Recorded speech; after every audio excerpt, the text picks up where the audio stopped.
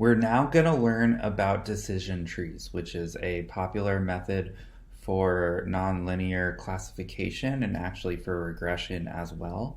It's a non-parametric approach, just like k-nearest neighbors.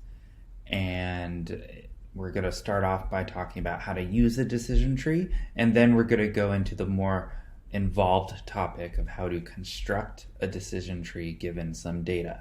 So using a decision tree that's already been trained and learned is pretty easy to do. You basically have a decision point starting at one input variable, and depending on the value of that input variable, you go down the decision tree and to the next variables until you get to a leaf node or bottom node that gives you the ultimate decision or output of your model. So for example, just as a silly concrete example, let's say that we're trying to decide whether we should pull over or speed up. Just in general, if we're driving, whether we should pull over or speed up.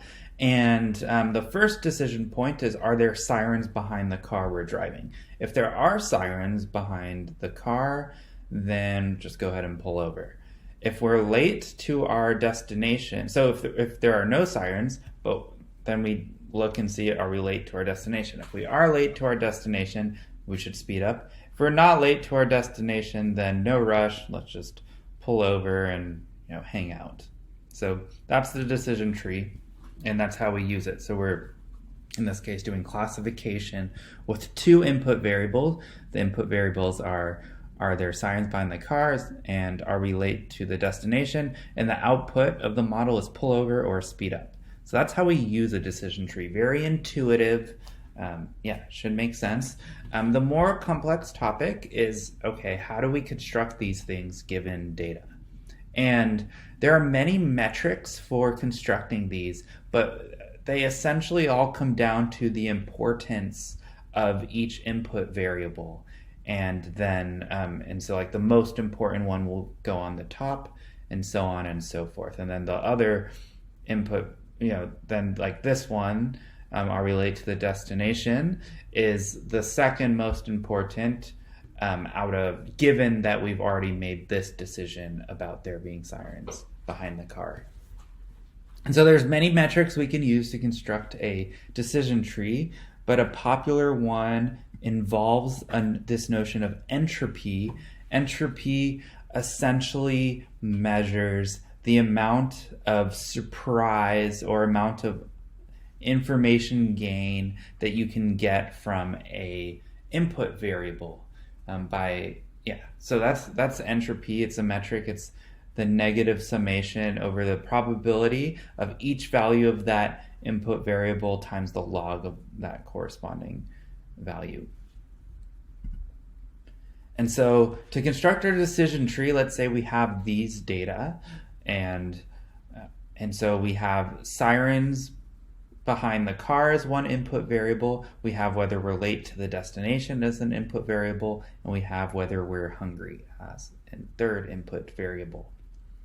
And our decision point is whether we should pull over, yes or no. And so we have data that look like this. We have data basically about whether we pull over for each of our three input variables. And the metric we're going to use to construct our decision tree is called gain. Essentially the amount of information gained by knowing about one variable with respect to another outcome variable. And the gain formulation involves the entropy of the outcome variable A minus the entropy of the outcome variable along with the variable in question.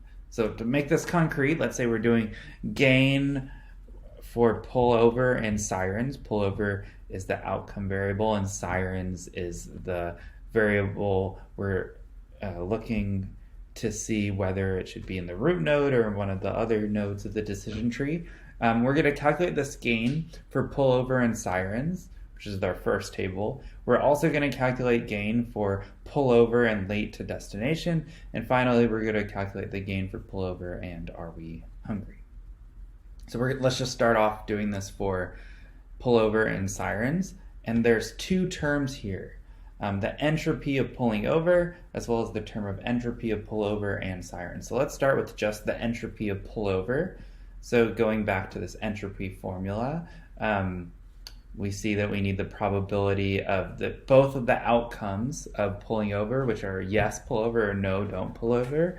So let's look at our table, and let's notice that across all three of these tables, pulling over happens 25 times, and not pulling over happens 25 times. Therefore, the probability of yes and probability of no are both 0.5, so we plug those into our entropy formula, and we get 0.301. So now we have the first term. We have entropy of A, or entropy of pullover. The next term, the last term we need to calculate for calculating gain, is the entropy of pullover and sirens. So this is essentially the calculation, just to break it down. So the entropy of pullover and sirens is we can think of as the probability of sirens times the entropy of sirens, plus the probability of not sirens times the entropy of not sirens. And so we can expand this out to be the probability of sirens times the entropy formula. So probability of pullover given sirens times probability of pullover, log of probability of pullover given sirens, that's just the entropy formula, plus, but there's a minus in front of the summation, so minus a probability of don't pull over given sirens times log of the probability of don't pull over given sirens. Again, this whole expansion is just this entropy formula, so the summations. And so the probability of sirens, let's first just calculate that. So the probability of sirens, we notice, is, well, how many times is sirens yes? Well, there's 24 plus 2. Because whether or not we pull over, we see that the yes for sirens happens 26 times. That's 24 plus 2. And similarly, the probability of not sirens is 1 plus 23. So the probability of sirens is 26 out of 50, and the probability of not sirens is 24 out of 50, or 1 minus 26 out of 50. So we can plug in 26 over 50 for the probability of sirens portion of the formula, and similarly plug in 24 over 50 for the probability of not sirens portion of the formula. And we could calculate the rest of these conditional probabilities for the entropy formula via the table. So let's just do one. Probability of pullover given sirens.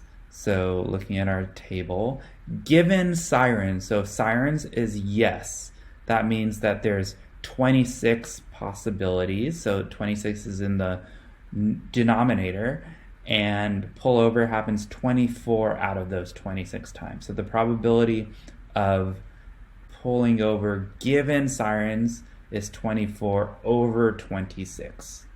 And we see we have that plugged in here. We do the same thing for the rest of the formula, and the output of entropy of pullover comma sirens is 0.097. Okay, so we've done all that math from our table, just a lot of probability calculations, and now we have both terms of our gain formula. So now we can calculate our final gain as 0.301, the first entropy we calculated, minus 0.097, the second entropy we calculated, and the result is 0.204. If we apply the same process for the other two tables, so for whether we're late or not and whether we're hungry or not, we see that the gain for late is 0.074 and the gain for hungry is 0.012. The highest gain is sirens, and therefore we select that as the root node of our decision tree. And essentially the rest of constructing the decision tree is repeating this same process, both given that we already know whether we pull over or didn't pull over. So it's a rinse and repeat type of situation. So that's an introduction to how we can construct decision trees. hope this was useful, and this is a very popular machine learning method.